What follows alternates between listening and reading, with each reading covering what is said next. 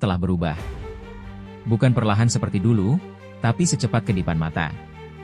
Dalam satu tarikan napas, dunia bisa berpindah arah, dan batas antara manusia dan mesin semakin kabur. Setiap detik, jutaan data melintas di udara, menembus waktu dan ruang tanpa bisa dihentikan. Dunia kini hidup dan berpikir melalui arus informasi. Teknologi bukan lagi sekadar alat, melainkan bagian dari kesadaran manusia. Ia belajar, mengingat, dan meniru. Menciptakan dunia yang lebih cepat dari pikiran kita. Di tengah arus yang tak berhenti ini, hanya mereka yang sadar dan berilmu yang mampu bertahan.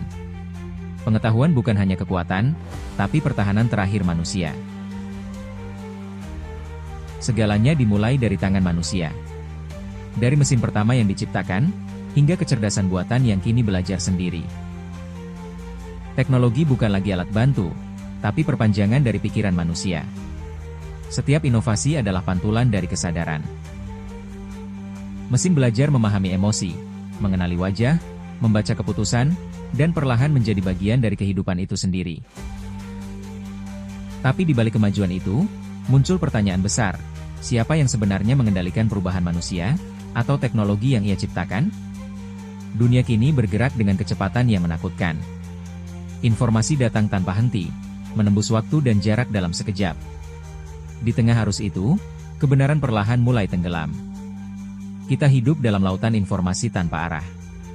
Semakin banyak yang kita tahu, semakin sedikit yang kita pahami. Dunia bukan kekurangan suara, tapi kehilangan makna. Di dunia maya, segalanya berlomba menjadi yang tercepat. Tapi kecepatan bukan lagi kebijaksanaan.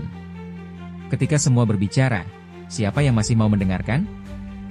Di tengah kebisingan ini, ilmu menjadi kompas, dan kesadaran menjadi cahaya yang menuntun arah.